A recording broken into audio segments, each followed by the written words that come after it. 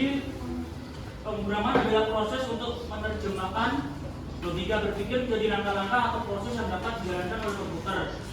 Proses pemrograman membutuhkan kemampuan menganalisis persoalan, menerjemahkannya menjadi langkah-langkah penyelesaian, dan menuliskannya dalam bentuk kode-kode atau perintah menggunakan bahasa pemrograman tertentu. Kemudian setelah persoalan dianalisis dan ditemukan solusi, akan dibuat langkah-langkah penyelesaian dalam bentuk algoritma pemrograman yang ditulis dalam bentuk flowchart atau hash code yang selanjutnya akan diterjemahkan menggunakan bahasa pemrograman. Bahasa pemrograman adalah bahasa yang dimengerti oleh komputer dan memungkinkan kita sebagai pengguna memerintahkan komputer untuk melakukan proses penggunaan bahasa tersebut. Contohnya dalam pemrograman C++, Java, Python, Ruby atau Shell, Perl, PHP, dan masih banyak lagi. Compiler merupakan penerjemah yang mengubah program yang ditulis oleh programmer menjadi bahasa mesin yang dimengerti oleh komputer. Proses menerjemahkan program yang dikenal dengan istilah compiling. Compiler juga berfungsi sebagai aplikasi program editor tempat programmer menuliskan, mengelola, memeriksa, dan mengoreksi kode-kode program yang ditulis. Aplikasi compiler dikenal dengan nama perangkat lunak pemrograman atau programming software. Pemrograman visual atau pemrograman blok merupakan cara pemrograman yang lebih mudah dipelajari dan dilakukan dengan cara melakukan drag atau drop bagian-bagian program dalam bentuk blok-blok kode saja tanpa harus menyusun kode-kode program sebagaimana pada pemrograman konvensional. Selanjutnya telah tersedia banyak perangkat lunak yang dapat digunakan sebagai aplikasi pemrograman visual. Di antaranya Scratch, ArduBlock, Adblock, dan Miniblock yang tersedia dalam versi online dan versi desktop. Ini cara downloadnya, kasih aja ya. Nah, untuk langkah-langkahnya untuk menginstal aplikasi Scratch di komputer adalah sebagai berikut. Jalankan file Explore yang terdapat pada komputer, terus buka direktori penyimpanan dan mengambilkan file installer Scratch.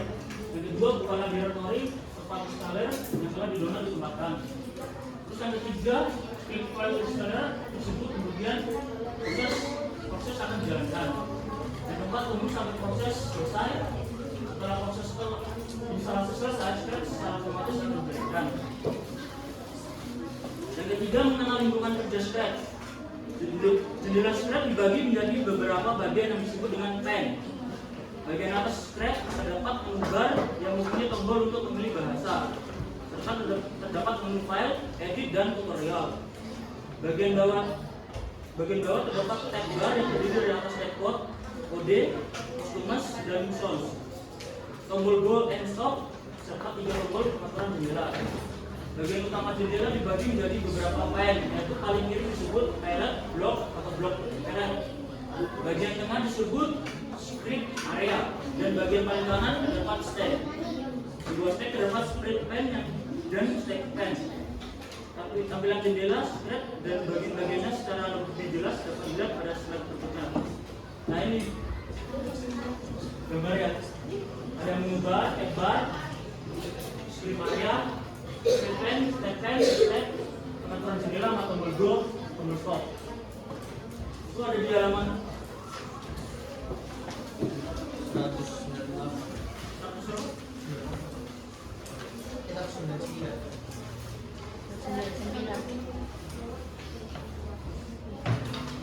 Ya, ada 199 itu kemarin. Yang A, mengubah terdiri atas beberapa bagian, yaitu tombol untuk memilih bahasa yang digunakan, serta menu file, edit, dan tutorial. Menu file mempunyai perintah new untuk memulai proyek, perintah load from your computer untuk membuka proyek yang sudah pernah dikerjakan, dan perintah save to your computer untuk menyimpan proyek yang sedang dikerjakan. Menu ini mempunyai perintah restore and turn on turbo mode. Menu tutorial digunakan untuk mengakses berbagai tutorial yang tersedia. Yang bagian B, tombol go and stop. Tombol go itu simbol bendera, digunakan untuk menjalankan blok kode yang ada di script area. Sedangkan tombol stop simbol segi 6 digunakan untuk menghentikan blok kode yang sedang dijalankan. Yang C itu tombol pengaturan jendela. Tombol pengaturan jendela terdiri atas 3 tombol dengan 3 bentuk tampilan yang berbeda. Mulai dari kiri, tombol pertama digunakan untuk menampilkan bagian script area yang lebih besar. Tombol kedua digunakan untuk menampilkan bagian stack yang lebih besar. Tombol ketiga digunakan untuk menampilkan bagian stack yang mode full screen. Yang ketiga banyak digunakan ketika ingin melihat aksi blok kode. Contohnya kayak ini, gambar ini. Dan blok palette merupakan tempat blok kode berada.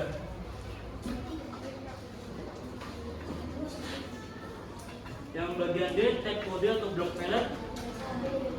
Tag kode atau blok palette terdiri atas blok-blok kode yang dapat di-drag dan ditempatkan di script area. Untuk membuat blok palette tidak terlalu besar dan mudah dalam mengolah blok kode yang ada. Blok kode dibagi menjadi beberapa kelompok. Masing-masing kelompok blok kode dapat diakses secara cepat dengan cara mengklik tombol yang terdapat bagian kiri dan blok palette. Yang tag itu tag backbox ditempatkan di tag bar dan akan muncul jika memilih backdrop yang ada di step pen. Yang F itu text costumes. Text costume ditempatkan di blok palette yang akan muncul jika kita memilih script yang ada di script pen atau mungkin di pen. Text costume digunakan untuk penampilan pen editor yang dapat digunakan untuk mengatur komposisi dari script. Kita dapat mengatur ukuran, warna, menggambar ulang, dan pengaturan lainnya dari script yang dipilih. Contohnya nggak gambar itu yang ada di depan. Nah, ini text sound. Text sound digunakan untuk mengatur atau memodifikasi suara yang ada dengan melakukan berbagai pengaturan, seperti mengatur kecepatan suara saat dibunyikan, memberikan efek tertentu, mengatur volume dan menjalankan suara dari arah kebalik atau sebagainya. Nah, script area yang ini ada bagian jendela yang digunakan untuk menyusun atau menempatkan blok kode.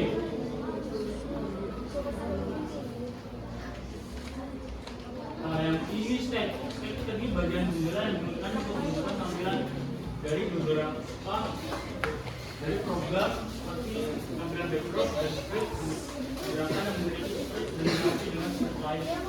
Nah, gambarnya ini kucing lagi.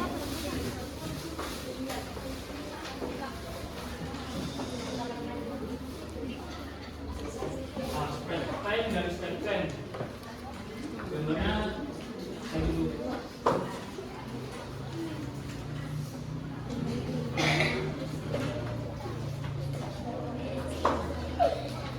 Mengenal berbagai jenis blok diagram. Blok adalah proses membuat program yang dilakukan dengan menggunakan blok-blok kode yang disusun menjadi rangkaian proses yang akan dijalankan oleh komputer. Berbeda dengan pemrograman konvensional yang dilakukan dengan menuliskan kode-kode program, pemrograman blok dilakukan dengan menulis blok kode dan menempatkannya dengan susunan blok yang sesuai. Di lingkungan desktop, pembuatan program dilakukan dengan cara memilih blok kode di blok palette. Nah, ini blok motion digunakan untuk menyimpan blok kode yang mengatur gerakan script. Blok kode akan menggunakan script untuk melakukan gerakan seperti tidak dengan jumlah data tertentu, berputar dengan satuan derajat tertentu, berputar